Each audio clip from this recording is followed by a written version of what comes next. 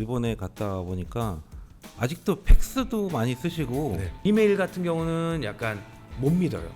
이메일은 해킹이 될 수 있지만 팩스는 해킹이 안 돼. 이런 주의예요. 물론 일본에도 지금 뭐 네. 들어왔어요. 네. 기존에 있는 이 Y 프로그램이 한 프로그램이 너무 자리 잡고 있으니까 새로 나온 프로그램들이 이제 이기기가 쉽지가 않은 거예요.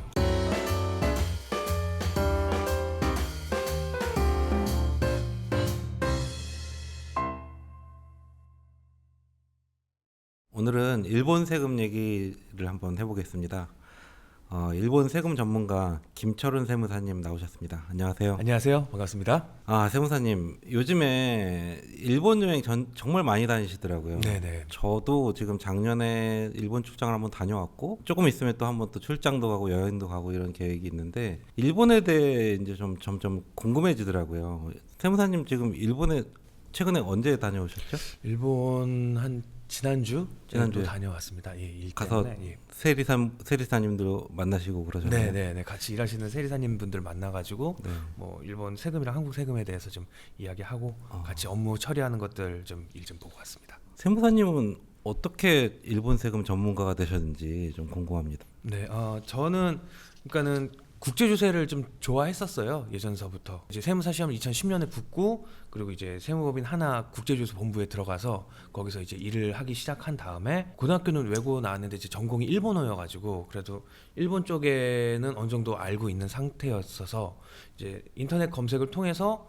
국제주세 하고 있는 일본 세리사님이랑 이제 연락이 되었어요.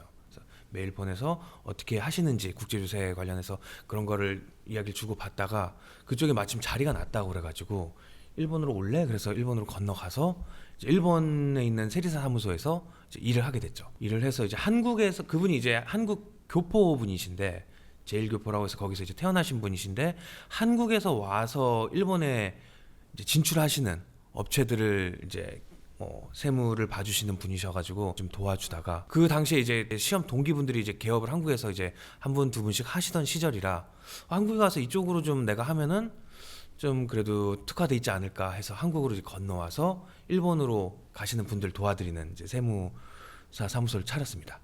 네, 그래서 이제 지금까지 이제 한 10몇 년 동안 이제 계속 일본이랑 같이 일을 하고 있는 중입니다. 말씀 들어보니까 그러실 만한 이유가 있었던 것 같아요. 일본어를 전공을 하셨고 또 마침 국제조세를 잘하는 그 세무법인에 들어가셨고 그러면서 이제 활동을 하시다 보니까 일본 세금 전문가를 하신 것 같은데 제가 보기에도 일본 세금을 잘 하신다 하는 세무사님들이 그렇게 많지는 않더라고요. 많지는 않아서 일본 세금에 대해서 정말 궁금한 것들이 많았고 일본은 경정 청구를 그렇게 많이 잘 안 한다면서요. 우리나라는 막 경정 청구하고 환급하고 이런 거 많이 하는데 네. 이게 어떤 얘기가 있는 거죠? 그러니까 일본도 마찬가지로 경정 청구를 꼭 해야 되는 상황이라고 한다면은 경정 청구를 하시긴 하시는데 기본적으로 그 일본에는 약간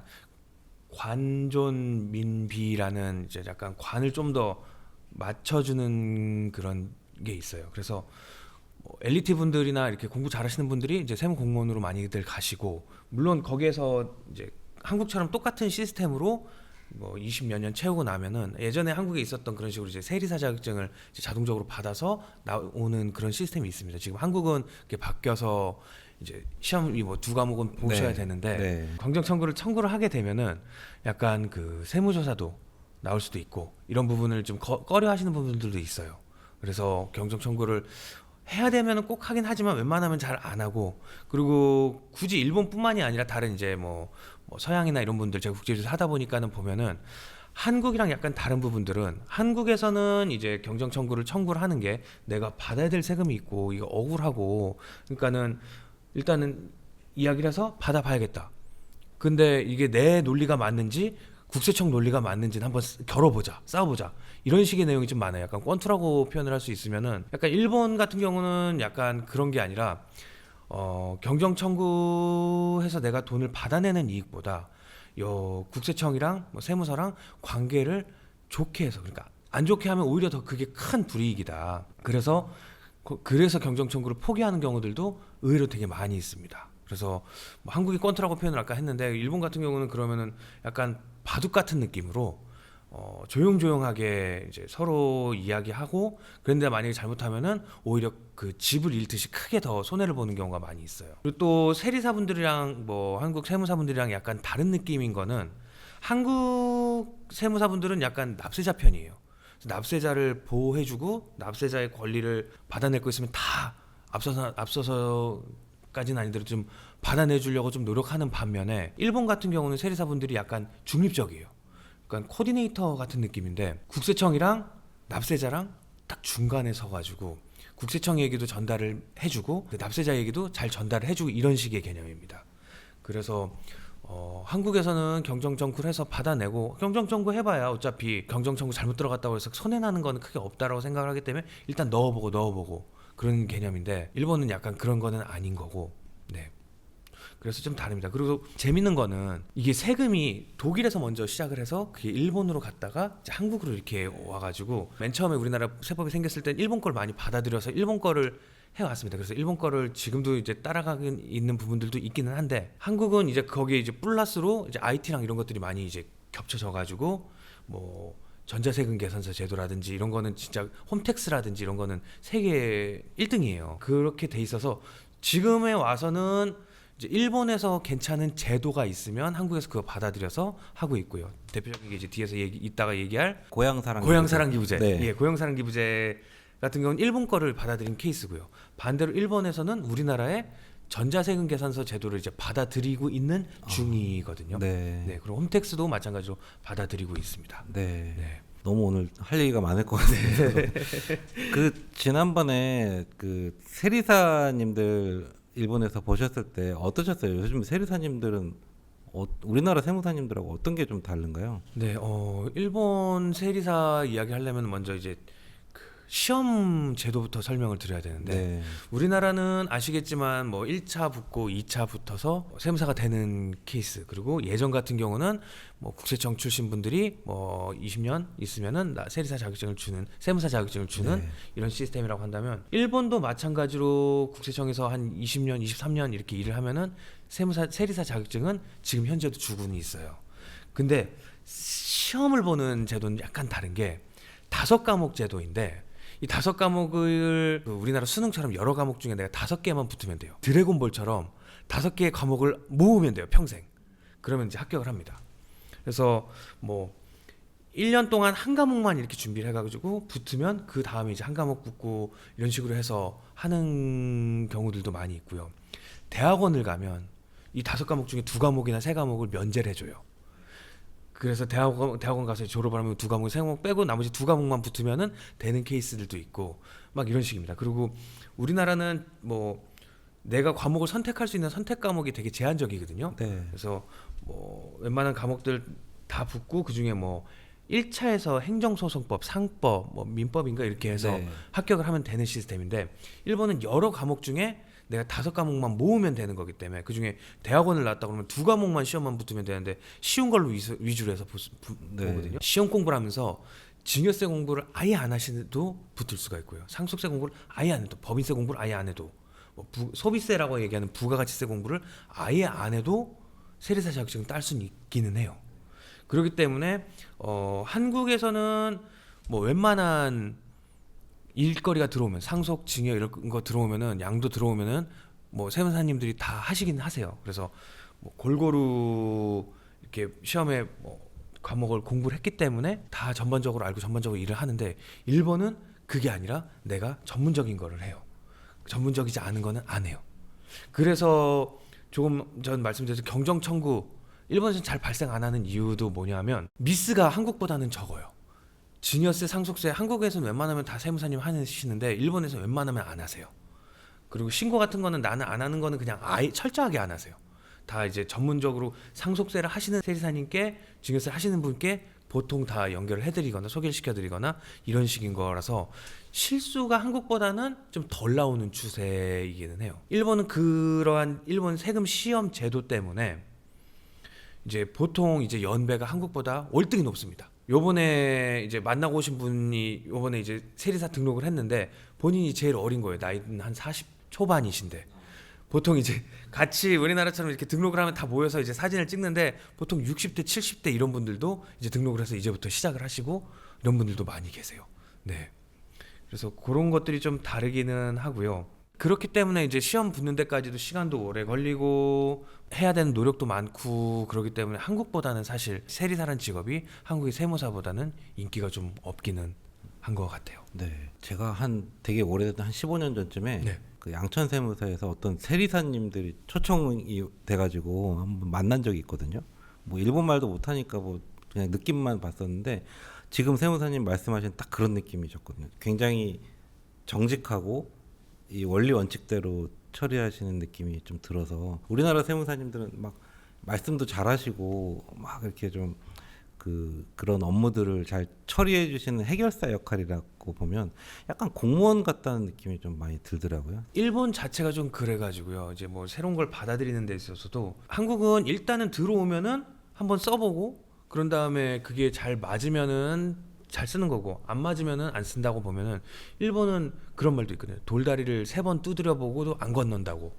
네. 그러니까 뭐 그 새로운 거를 받아들인다거나 아니면은 자기가 잘 모르는 거에 대해서 일을 한다거나 이런 것들에 대해서 많이 꺼려하는 문화가 있어요. 그래서 메이와쿠라고 해가지고 그러니까 민폐라는 단어인데 이걸 끼치는 거를 너무나도 안 좋게 생각을 합니다. 경정 청구도 마찬가지로 잘못하면은 민폐가 될 수 있으니까 이거는 안 하려는 추세도 많이 있으시고요. 한국은 빨리빨리 문화가 있고 막 이렇게 해서 뭐 세무사님 요거 어떻게 하면 좀 빨리 좀 안 될까요? 네. 이런 것도 있고 당연히 일 처리가 느리면은 좀 빨리 좀 해주세요라고 얘기도 할 수 있고 언제 되나요라고 물어볼 수도 있고 그런데 그거 자체를 메이아크라고 생각해서 민폐라고 생각을 해서 그거를 일본 사람들은 안 하는 분들이 많이 있어요. 그러니까 우리나라는 절세라는 단어가 있고 탈세라는 단어가 있는데 약간 일본도 마찬가지로 절세라는 단어도 있고 탈세라는 단어가 있어요. 근데 이거를 절세라는 단어를 느끼는 게 약간 안 좋은 쪽으로도 느끼는 분들이 많이 계세요. 그래서 한국에 계시는 분들이 한국에 있는 기업들이 일본에 진출해가지고 세리사님 요거 좀 빨리 해주세요라는 거를 얘기하는 것 자체도 엄청난 푸시로 느껴서 싫어하시고 또 절세를 하려면 어떻게 해요라고 물어보면은 약간 받아들이시기에는 제가 개인적으로 느끼기에는 왜 탈세를 나한테 물어봐라는 뉘앙스로 받아들여서 그런 거는 뭐 잘 지키시면 됩니다까지만 딱 얘기하고 뭐 더 이야기를 안 하려고 한다든지 이런 게 좀 많이 있는 것 같더라고요. 네. 정말 가깝고 비슷해 보이는데 정말 많이 다른 것 같습니다. 네.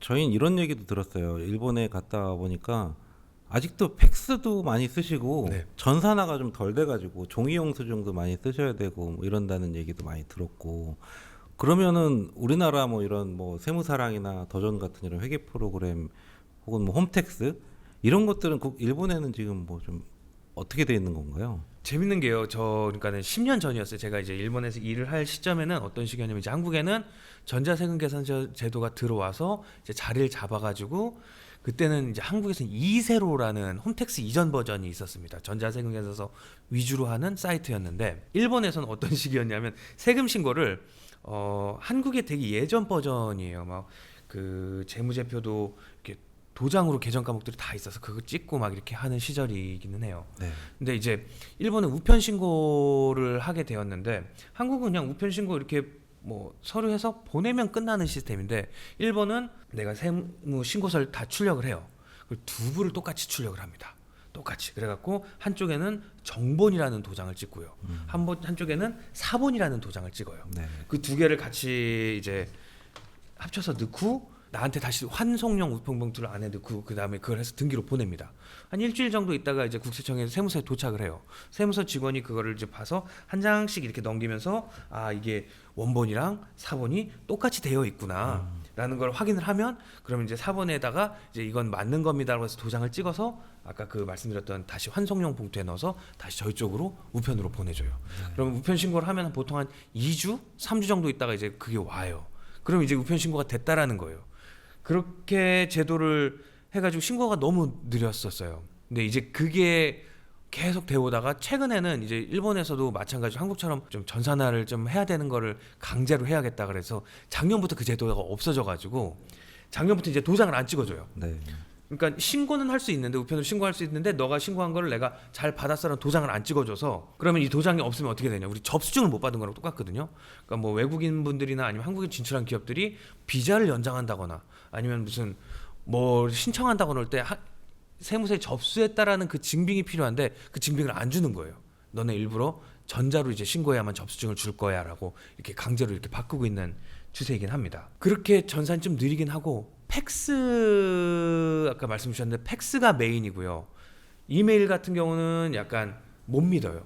이메일은 해킹이 될 수 있지만 팩스는 해킹이 안 돼. 이런 주의예요. 그리고 국세청 내부에서도 보안을 위해서 외부랑 이렇게 연결을 끊어놓은 그 내부망이 있습니다. 우리나라도 뭐 같다고 있죠. 보는데, 예. 근데 이제 외부망이 있긴 한데 그렇기 때문에 내부망을 주로 쓰기 때문에 이메일을 잘 안 받으려고 하고, 네, 거의 다 팩스로 처리를 하려고 하고 우편이 그 다음이긴 합니다. 그래서 이런 상황에서 한국의 이제 프로그램 세무사랑이라든지 아니면 뭐 위하고 더존이라든지 이런 프로그램들이 월등히 빠르고 엄청나게 편한 시스템이에요. 저는 이제 한국에 있는 프로그램들만 많이 쓰긴 했는데 일본은 회계 모듈을 따로 구입을 해서 써야 되고요.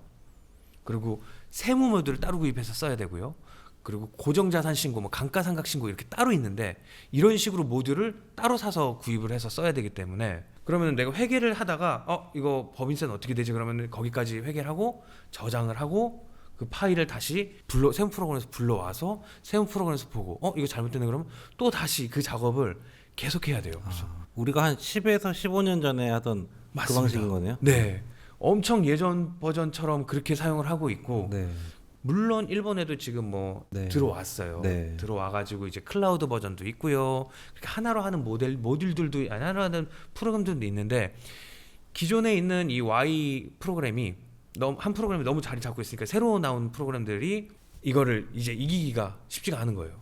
처음에 기능이 아무리 좋아도 네. 이게 좀 잘 안 안 바꾸는 바꿉니다. 특성도 예. 있고. 예, 네. 회계 프로그램 자체가 약간 그런 게 있기는 한데 그래서 새로 나온 회계 프로그램들이 이제 이야기하는 게 뭐냐면 우리는 싸게 제공을 하고요. 세무사 없이도 우리가 다 처리할 수 있고요. 훨씬 편합니다. 클라우드 형식으로 다 돼 있어서. 이런 식으로 다 광고를 하고 들어왔는데도 이제 문제들이 생기는 거예요. 세리사 없이 다 처리드립니다. 그래서 맡겼는데 사고가 생기는 거죠. 뭐 외상 매출금을 안 쓰는 회사인데도 불구하고 외상 매출금이 마이너스로 재무제표가 만들어져 가지고 그런 식으로 신고가 들어가고 물론 자동으로 한다 뭐 싸게 들어간다 막 이렇게 하니까 그만큼 뭐 저렴한 느낌으로 해서 들어가 가지고 문제가 많이 생겨서 지금 이제 컨셉을 바꿔 가지고 세리사님들과 연결을 해주는 프로그램입니다. 이런 식으로 이제 컨셉을 바꿔서 이렇게 접근을 하고 이런 식으로 하고 있습니다. 그건 우리나라랑 굉장히 비슷하네요. 네, 맞습니다. 그런 일들이 많이 있었고 네. 그래서 그 세리사님들 만나셨을 때 이런 얘기도 하셨는지 궁금한데 우리나라 지금 세무사님들은 제가 보기엔 한 3, 40대 정도 되시는 세무사님들은 거의 AI를 안 쓰시는 분은 없는 것 같아요. 네. 거기도 좀 그런 거예요? 일본도요? AI를 어떻게 쓰시죠? 네, 일본 같은 경우는 이제 AI를 쓰시는 분들은 워낙 잘 쓰시고 잘 안 쓰시는 분들은 못 쓰시는데 조금 전 말씀드렸듯이 그 나이가 있으신 분들이 좀 많이 계세요. 한국보다는 연배가 세리사님들 나이대가 높기 때문에 젊은 분들은 잘 활용을 해요. 잘 활용한다고 하더라도 뭐 그것도 이제 레인지가 그러니까 범위가 여러 가지가 있는데 가장 이제 잘 쓰시는 분들은 클로드로 해가지고 한국은 이제 위하고나 세무사랑에서 전 뭐 자료들 다 긁고 와서 우리가 편하게 볼 수 있는 시스템인데 일본은 약간 그런 거는 아니어가지고 영수증을 우리가 그 스캔을 해서 올리면 그거를 뭐 엑셀에 CSV 그 파일로 해가지고 만들어 줍니다. 그 분계장을.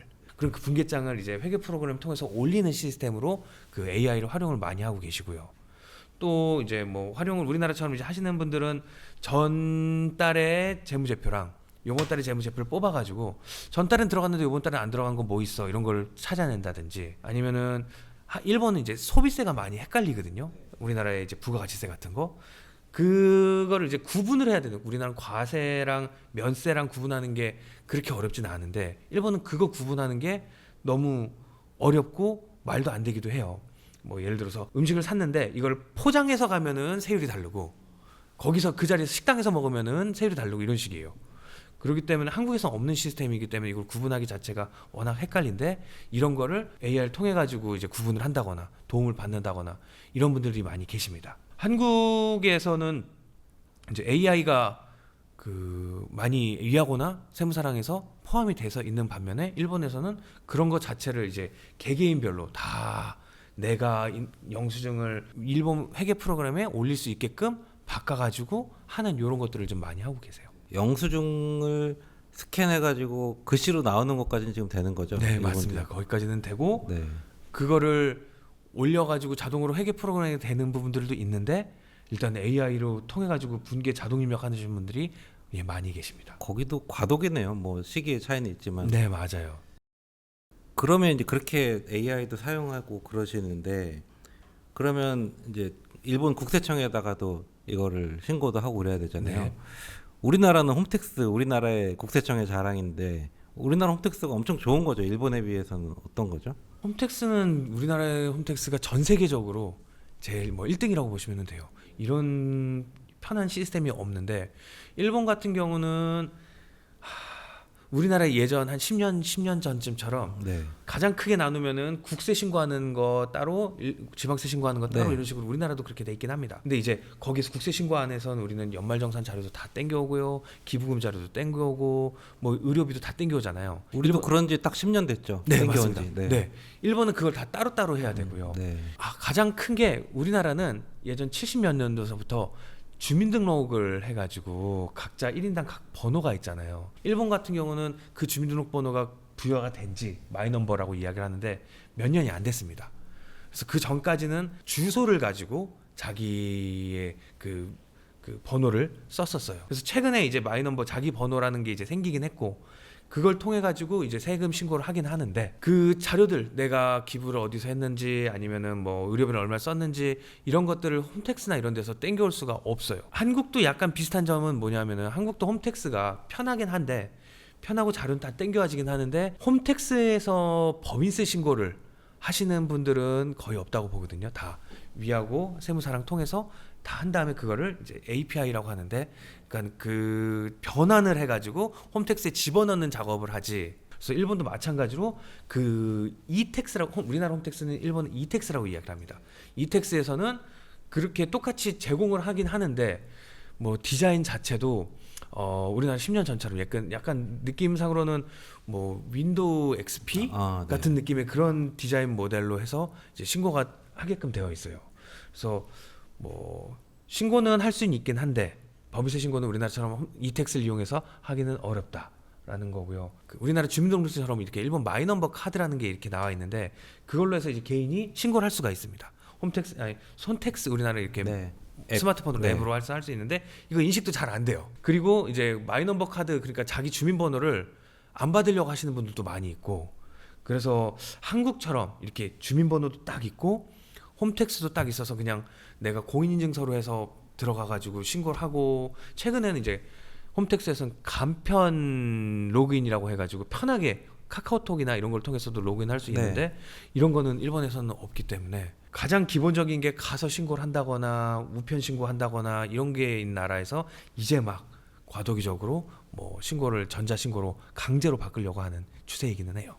일본은요 그 지방자치단체가 또 엄청 많잖아요. 네. 넓고 거기도 국세지방세처럼 나눠져 있나요? 네, 맞습니다. 예. 그럼 그 지방세가 우리는 위택스에서 하면 그게 되잖아요. 네. 근데 그것도 어려울 것 같아요. 지방세 신고하는 것도. 지방세 신고도 하려면은 서울은 같은 이택스 그리고 전국은 위택스라는 걸 네. 사용을 해가지고 처리를 하는데 일본은 EL택스라는 프로그램을 통해서 아니 그 사이트를 통해서 신고를 하긴 하는데 네. 그거 자체도 일단은 엄청 뭐 어렵고요. 그리고 신고하는 것 자체도 저희는 이제 세무사분들이 그냥 공인인증서로 해서 나도 신고를 하고 내 공인인증서를 통해 가지고 직원분들도 다 이제 세금 신고를 하고 우리 회사 직원들은 다 세금 신고하는데 어렵지 않아요. 근데 일본은 세리사분들에게만 나가는 카드가 있어요. IC 카드.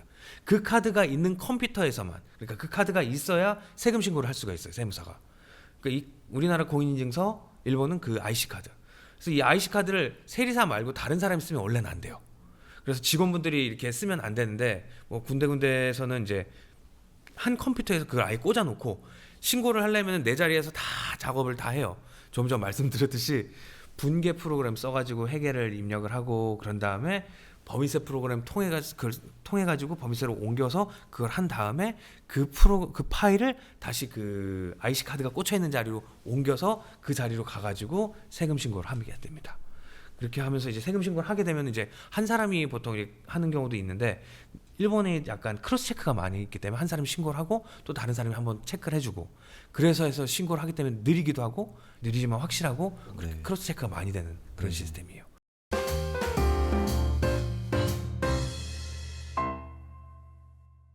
일본 세금에 대해서 막연하게 들어보면 상속세율이 우리랑 비슷하거나 좀 높은 게 아닌가? 네. 그리고 고향사랑기부제라고 지금 우리나라도 도입한 건데 이게 일본에서 온 게 아니냐? 그런 얘기는 좀 들은 것 같아요. 네. 먼저 고향사랑기부제 이게 일본에도 있었던 제도인가요? 네, 일본은 이건 정확하게 일본이 먼저 시작을 했고요. 우리나라는 그 다음에 이제 따라온 건 케이스인데 시스템도 똑같아요. 내가 살고 있는 곳 외에 다른 곳에 하면은 세금을 줄여준다는데 일본은 많이 파격적이에요. 네. 그래서 지금 이걸 계속 규제를 해나가고 있고 지난주에 나온 뉴스에서는 고향사랑기부제를 너무 해서 지자체를 이걸 열어봤더니 적자더라. 너무 많이 너무 많이 퍼져서 이게 아. 내 돈 예전에 그런 것도 없었는데 2,000엔만 빼고는 나머지는 이제 세액공제를 해줘요. 그렇기 때문에 세액공제도 해주고 이제 선물도 주거든요. 선물이 우리나라보다 훨씬 더 파격적이에요. 그래서 쌀, 맥주, 뭐 고기 상품권 이런 거는 기본인데 이제 뭐 아마존 상품권, 뭐 야후 상품권. 그래서 우리나라보다 훨씬 더 세금도 감면도 많고 그리고 주는 것도 많기 때문에 보통 이제 돈 많이 버시는 분들은 쌀이나 뭐 맥주나 이런 거는 안 사 먹어요. 다 그냥 그걸로 해서 다 받아가지고 세금은 세금대로 많이 줄이고 선물은 사은품은 사은품대로 많이 받아가지고 그게 문제가 돼서 지금 이제 계속 일본은 바꿔나가고 있는 추세고 우리나라는 이제 몇 년 안 됐기 때문에 고향사랑기부제에 대해서 이렇게 주는 혜택도 일본처럼 일단 많이 주지는 않고 일단은 뭐 10만 원까지는 전액 다 그 다음부터는 일정 비율만큼만 해주는데 일본은 전체 다 한도 없이 해주다가 한도도 이제 만들어 나가고 뭐 그런 식으로 조금씩 이제 점점 더 줄여나가는 있는 추세기는 해요. 네. 그리고 일본 상속세율은 뭐 아시겠지만 뭐 OECD로 따졌을 때 일본 상속세율이랑 우리나라 상속세율이랑 거의 1, 2등이에요. 네. 1등이 55%로 일본 상속세고 2등이 우리나라라서 50%인데 우리나라에서 이제 또 뭐 그 대주주 주식 할증 되면 이게 60%로 바뀌어서 일본을 넘어갈 때가 있어요. 그러니까 55%인 일본과 어쩔 때는 50%, 어쩔 때는 60%인 우리나라가 1등, 2등을 상속세는 서로 기사를 어떻게 쓰느냐의 문제네요. 맞습니다. 1등이냐 2등이냐 다투고 있습니다. 네. 알겠습니다. 고향사랑기부제도 그렇고 상속세도 그렇고요. 이제 일본이 우리나라가 이제 일본을 따라가는 느낌이 있는 경우들이 있잖아요. 예. 기술도 그렇고 이런 저출산 문제도 그렇고 하는데 뭐 일본에서 지금 도입돼 있는 상속세나 고향사랑기부제 그 외에 뭐 저출산 관련된 좀 그런 세금 관련 제도들이 좀 있나요? 예, 맞아요. 맞는 말씀 주셨듯이 그러니까 법 자체가 세법이라는 게 독일 갔다가 독일에서 일본 갔다가 그다음 우리나라 왔고 우리나라에서 이제 거기 플러스로 IT가 들어가 가지고 이제 서로 배워가면서 하는 제도이기는 한데 이거 덕분에 이제 저도 돈을 벌고 있는 게 재밌는 거는 뭐냐면 한국의 세금과 일본의 세금이 거의 80% 90% 비슷한데 10% 20%가 달라요. 그래서 그걸 서로 이제 받아오고 서로 그런 식으로 하고 있는 추세이거든요. 그래서 인건비를 봤을 때 예를 들어서 법인 인건비 같은 거 아직 한국에는 없는 제도예요. 일본은 회사를 이제 법인이 3개월 내에 그 법인의 임원의 인건비를 결정을 해야 돼요.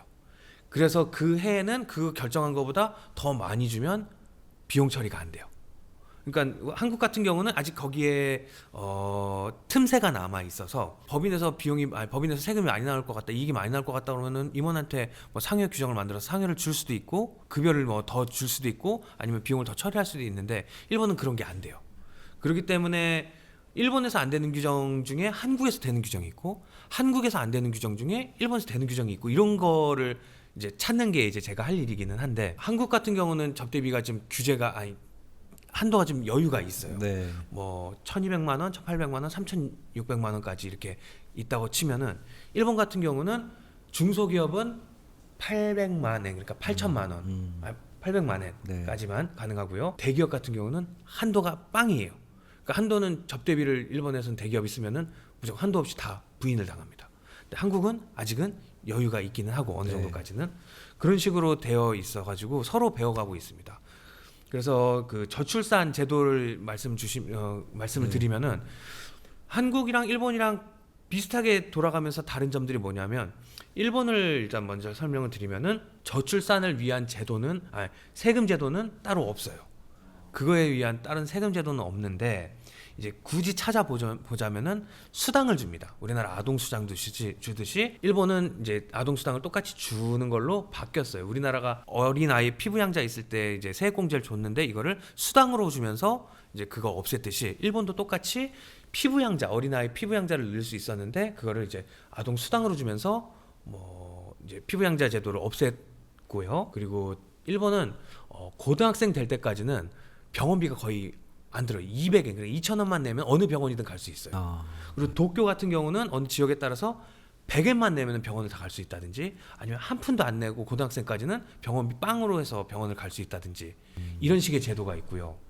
그리고 최근에 들어온 제도 같은 경우는 할아버지, 할머니가 자녀, 손자의 교육비를 줬을 때는 이런 거를 이제 세액공제해 주는 제도를 좀 들여가지고 최근에 도입된 건가요? 네, 최근에 도입됐어요. 그래서 이걸 저출산 위한 해결을 위한 제도라기보다는 그래도 좀 어떻게 아동들이 있는 데를 좀 혜택을 주자라는 그 제도이기 때문에 따지고 보면은 저출산에도 맞지는 않을까라는 생각이 듭니다. 네. 근데 그 일본의 그 공제제도라는 교육비 공제제도라는 게 네. 우리나라랑 그럼 느낌이 다른 건가요? 취지는 그거예요, 사실. 그 할아버지 할머니들을 좀 돈을 쓰게 하자. 일본은 네. 돈을 많이 갖고 있는데 안 쓰거든요. 엄청 부자인데도 엄청 검소하세요. 그래서 돈을 안 쓰니까는 이분들의 이제 좀 그 소비를 뭐 촉진하자라는 제도가 여러 가지가 좀 있습니다. 그 중에 하나로서 이제 손자 손녀에게 이제 교육비나 학비 같은 거를 이렇게 쓰더라도 그에 대해서 과세를 일부러 안 하는 그런 제도가 지금 있기는 해요. 네. 우리나라랑은 좀 느낌이 다르네요. 다릅니다. 네. 네. 네. 알겠습니다. 그러면 이제 마지막으로 주로 이제 세무사님께서 보시는 분들이 일본에 사업을 진출하시거나 하고 계신 분들 좀 많이 상담을 해주시잖아요. 네. 이렇게 좀 성공하시는 분도 보시고 잘 안 되는 분도 보실 것 같은데 그런 좀 차이점들이 있나요? 일본에 사업을 할 때 잘 되시는 유형 혹은 실패하는 유형 또는 이런 것들은 좀 일본 가서 큰 실수 저지르면 안 된다. 이런 얘기들 있으시면 좀 부탁드립니다. 이제 일본에 진출하시는 기업들을 보면은요, 이제 저희가 이제 일본에 대해서 알아야 되는데 일본에 대해서 일본 특이한 것들이 일단은 시간이 오래 걸린다. 네. 한국보다 한 3배 정도는 잡아야 된다. 그리고 꼼꼼히 본다. 매뉴얼화돼 있다. 그리고 배척을 많이 하는 문화다라고 보시면 돼요. 그래서 이제 제가 한국에서 일본 진출하는 기업들 중에 가장 답답해 하시는 것들이 처음에 가서 초기 세팅을 하는 부분들이 많이 이제 어려워해요. 일단 법인 통장을 만들어야 되는데 법인 통장을 만들려면은 3개월에서 뭐 6개월은 기본적으로 기다려야 돼요. 네. 네. 우리나라 같은 경우는 뭐 1, 2주 걸린다고 해도 그것도 오래 걸려서 못 버티고 빨리 안 되냐 막 이렇게 하는데 네. 일본은 뭐 3개월, 6개월 그런 건 당연히 기다려야 되고요. 이유는 이제 일본에서는 그 배척하는 문화가 있기는 한데 거기에다 플러스로 최근에 이제 외국인 자금 세탁 범죄들이 좀 있고 보이스피싱 이런 것들이 있어가지고 외국에서 들어온 업체들, 외국인들 통장 개설해 주는 데 있어서는 더 엄격하게 보게 됩니다. 그래서 뭐 법인을 만들 때 필요한 뭐 통장 만드는 것도 그렇게 오래 걸리고요. 또 사무실을 얻으려면은 사무실 주소를 얻기 위해서는 우리가 핸드폰이 있어야 돼요. 근데 핸드폰을 만들기 위해선 또 주소가 필요하대요. 그러니까 내가 주소가 필요해서 핸드폰을 만들러 왔는데 근데 핸드폰을 만들면 또 다시 주소가 필요하다. 이렇게 계속 이렇게 반복되는 일들이 겪으면서 많이 답답해하시고 이제 화도 나고 하시긴 하시고요. 또 이제 일본에서는 자기네들 신뢰할 수 있는 문화들을 좀 프로그램들을 많이 믿고 다른 나라에서 왔다고 해서 기술이 좋다고 해서 편하다고 해서 싸다고 해서 바로 바꾸거나 이러진 않아요. 제가 한국에서는 위하고나 세무사랑을 쓰고 있는데 제3국에서 만든 프로그램이 되게 혁신이 있다라고 해가지고 저보러 쓰라고 왔어요.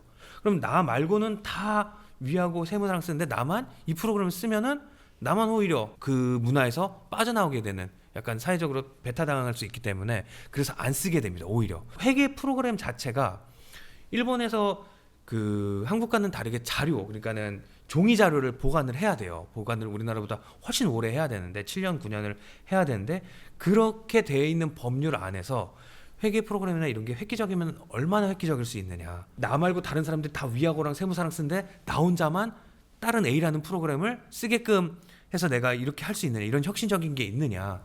이런 거를 만들어내기가 어렵기 때문에 뭐 아예 초반에 이제 기술을 내가 신기술을 가지고 있다 그래서 일본에 가서 온라인으로 성공해야지 오프라인으로 성공해야지 이렇게 간 분들이 한국에선 성공했는데 일본 가서 성공 못하는 이유들이 거기서 많이 이제 튕겨져 나오게 되는 거거든요. 그런 분들한테는 이제 일본에 있는 업체들과 기존에 있는 업체들 중에 뭐 언더독이라든지 아니면 마이너한 업체들과 같이 해서 나는 신기술이 있으니 혁신적인 기술이 있으니 같이 해서 한국의 색깔은 싹 빼고 그런 식으로 이제 시장에 진입을 해서 그런 다음에 이제 나의 기술들을 그 안에서 보여줘야지 아예 아무것도 없는 상태에서 내가 가갖고 처음부터 내가 여기서 세팅을 다 잡고 해야지 하면은 처음부터 그 진입하는 것도 어렵고 우리나라랑 문화랑도 안 받고 질려가지고 많이 힘들어하시는 분들을 많이 봐왔어요. 네. 그리고 그것 때문에 일본 진출했다가 포기하시는 업체들도 많이 있고요. 네, 일본의 문화랑 좀 다르다고 보시면 됩니다. 네. 최근에는 웹툰이 한국 웹툰이 일본에서 그렇게 인기라 그러더라고요. 네. 그쪽에서 이제 성공하시는 사례들도 이제 간간히 들리긴 하는데 세무사님 보시기에 좀 그렇게 그래도 일본의 사업에서 되게 어렵고 보수적이고 이게 공략하기 어려운 시장인데 그래도 성공하시는 그런 유형들이 있을까요? 일단은 들어가서 현지화를 잘 했다고 보면 되는데요. 네. 그 웹툰도 사실은 카카오톡으로는 잘 안 되고 대신에 이제 웹툰으로 피코만이나 이런 거 웹툰으로 해서 성공을 한 케이스들이나 아니면은 말씀드렸듯이 빠른 시간 내에 단시간 내에 승부를 보는 게 아니라 긴 시간 동안 투자를 하고 그리고 그 현지화를 하고 해서 성공한 케이스들이 많이 있어요. 대표적으로 이제 라인 같은 경우라든지 이런 경우들도 처음에 가가지고 엄청나게 고생했습니다. 뭐 망하느냐 마느냐 이런 경우들도 많이 있었었고 그런데 이제 코로나 나고 지진 나고 뭐 이런 것 때문에 거기서 이제 자리를 이제 확실하게 잡게 된 케이스가 된 거고요. 처음에는 빠른 시기에 내가 성공하려고 하기보다는 그 문화에 맞게끔 같이 스며 들어가가지고 거기에서 이제 성공을 하는 케이스들을 많이 본 것 같습니다. 오래 걸리네요. 일본은요. 일본은 한국보다 많이 느리고 근데 이제 그 안으로 들어갔으면 이제 반대로 이제 상대가 이제 진입하는 거를 막을 수가 있게 되는 거죠. 새로운 업체가 들어와도 내가 자리를 잡게 나면은 이제 견고한 성곽이 이제 만들어지게 되는 거죠. 좋은 참고가 될 것 같습니다. 네. 오늘 말씀 여기까지 듣겠습니다. 감사합니다. 감사합니다. 네.